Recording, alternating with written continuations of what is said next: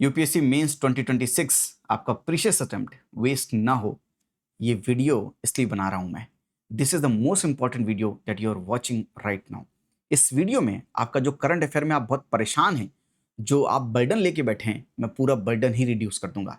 From GS1 to GS4 across 4 papers, only 73 current affairs are important, जिनको आप answers में coat कर सकते हैं, उनका रेलेवेंस एज एग्जाम्पल लिख सकते हैं। अगर कोई करंट ओरिएंटेड क्वेश्चन भी पूछा गया तो आप जवाब दे पाएंगे।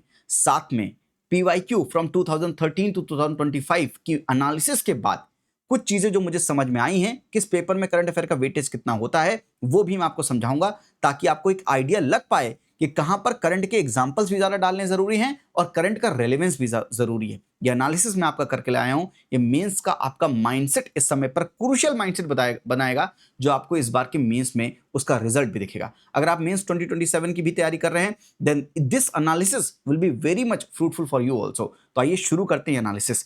ये पीडीएफ कैसे आपको मिलेगी, ये मैं पीडीएफ भी बता दूंगा।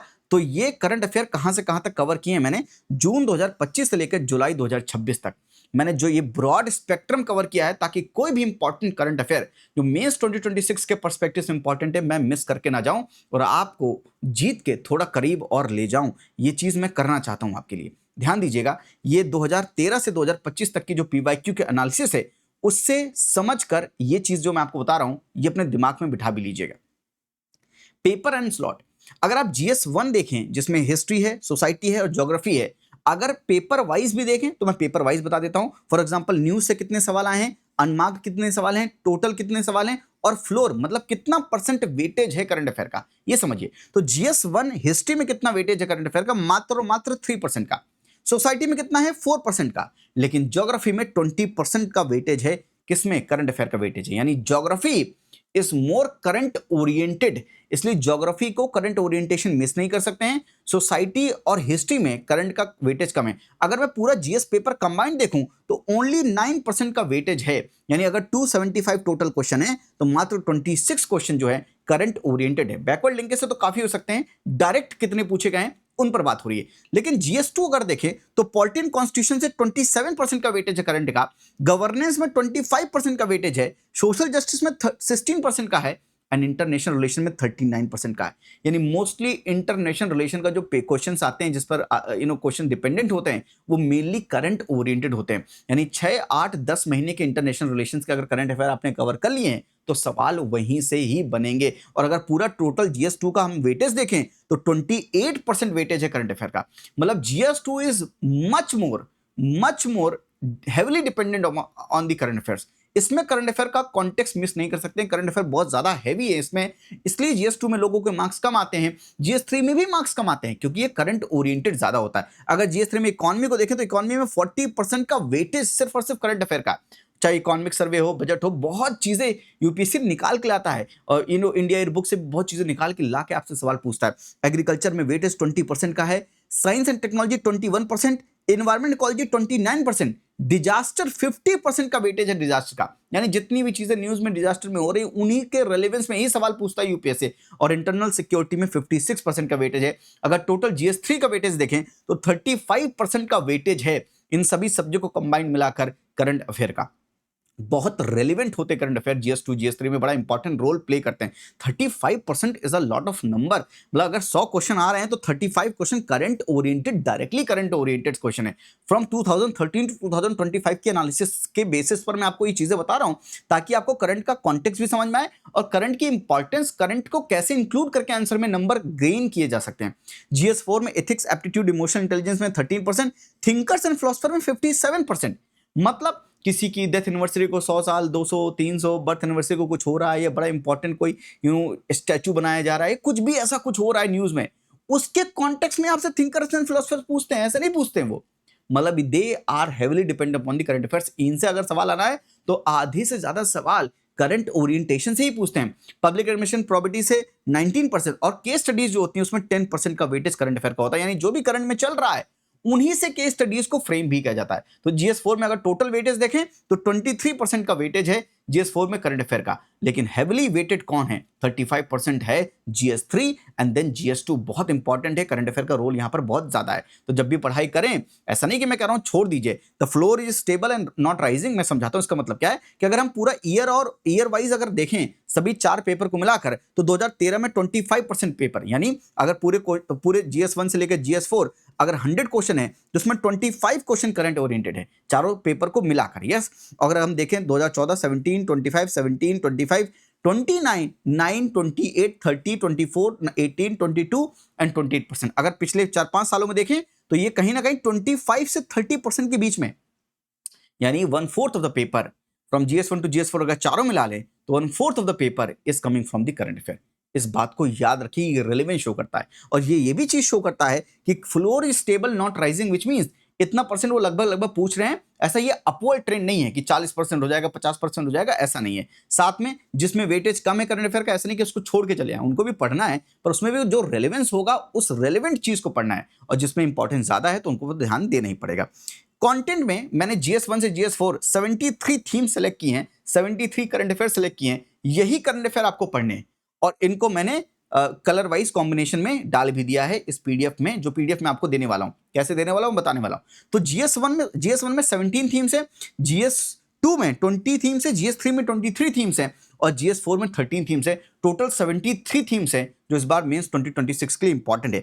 कैसे पूरा कंटेंट बिल्ड है, पूरा क्वेश्चन के साथ कि कितना स्लॉट 275 क्वेश्चन 275 क्वेश्चन है 2013 से 2025 के बीच में, तो इनमें से भी इनका कितना वेटेज है। Slot 1, slot 2 society, slot 3 geography का वेटेज कितना है, सारे का वेटेज भी लिखा है। 275 क्वेश्चन में कितने कितने क्वेश्चन है और यहां पर उनकी एनालिसिस भी लिखी हुई है। तो सब कुछ लिखा हुआ है ताकि आप एक बार पढ़ेंगे भी खुद से भी आपको चीज समझ में आएंगी। यस, जब भी कॉन्टेक्स्ट दिया जाएगा तो वो आपका इंट्रोडक्शन का पार्ट बन सकता है। कुछ सिलेबस के एंकर्स भी दिए हैं कि कहां पर सवाल पूछे जाएंगे, की पॉइंटर्स भी दिए हैं कि ये पॉइंटर्स आप वैल्यू एडिशन के रूप में, फिगर्स, कमिटी, ये सब आप यूज कर सकते हैं करंट अफेयर का कॉन्टेक्स्ट कहीं पे आंसर डालने के लिए। और प्रोबेबल क्वेश्चन क्या बन सकते हैं ये भी मैं आपको दूंगा। पीवाईक्यू को साइड भी कर दूंगा किस तरह से पीवाईक्यू लिंक्ड है, और फिगर्स भी आपको दिए जाएंगे। ठीक है, drawn from the economic survey 2025-26 से जो भी लिया है हमने, उसको ड्रॉ भी कर दिया है। तो this is how this answer current affair की जो नोट्स हैं, ये करंट अफेयर का जो 73 थीम्स है, इसको आप ऐसे यूज कर सकते हैं। फॉर एग्जांपल मैं एक दो शो कर देता हूं। फॉर एग्जांपल पहला ब्लॉक 1 है from GS1 population, social structure and identity. ये किस सिलेबस के पार्ट्स इंक्लूडेड है? Salient feature of Indian society, यहां पर यूज कर सकते हैं। Population and associated issues, social empowerment and role of women, ये सोसाइटी के इस पार्ट से आप कनेक्ट कर सकते हैं। पहला टॉपिक जो इंपॉर्टेंट है वो है census 2027 and return of the caste innovation. क्यों इंपॉर्टेंट है? क्योंकि ये जो सेंसस होने वाला था इंडिया का 16 सेंसस 2021 से डिले करके हमने बिगिन कब किया है? 1 अप्रैल 2026 को बिगिन किया है। साथ में for the first time since 1931 caste of every citizen will be enumerated following the cabinet committee on political affairs decision of 30 April 2025। तो ये इंपॉर्टेंट किस कॉन्टेक्स्ट में है? इस कॉन्टेक्स्ट में, क्योंकि ये पहली बार हो रही है। कोई चीज जब पहली बार होती है इंपॉर्टेंट होता है यूपीएससी के पर्सपेक्टिव में। फर्स्ट टाइम हो, लास्ट टाइम हो, किस चीज को कितने साल कंप्लीट हो रहे हैं, ये सब एग्जामिनर का माइंडसेट है जिसके बेसिस पर एग्जामिनर सवाल पूछता है। सिलेबस का एंकर और पीवाईक्यू का लिंक, इससे बहुत ढेर सारे सवाल पूछे गए हैं। साथ में ये delimitation, women reservation, reservation policy, every welfare formula. GS1 will ask question, it is a society question में पूछेगा, पॉलिटी में भी फ्रेम करके पूछ सकता है as a polity question in GS2, but society के क्वेश्चन के रेफरेंस में सवाल पूछा जा सकता है। यानी इस टॉपिक से जो सवाल बनेगा कहां पर बनेगा? GS1 सोसाइटी में बनने के बहुत ज्यादा चांसेस हैं। साथ में की पॉइंटर्स, वैल्यू एडिशन भी लिखा है, कुछ नंबर्स भी लिखे हैं अगर आपको डेटा कोड करना है। पहला फुल्ली डिजिटल सेंसस है, इसलिए बड़ा इंपॉर्टेंट है, with mobile app innovation and a self innovation option, a shift from the paper schedules used since 1881।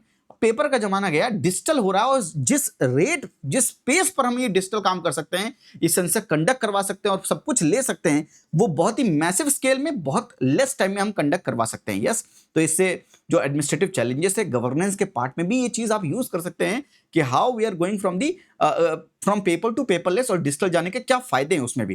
Probable question क्या बन सकते हैं? Caste innovation in the census is defended as an instrument of the social justice and criticise an instrument of the social hardening.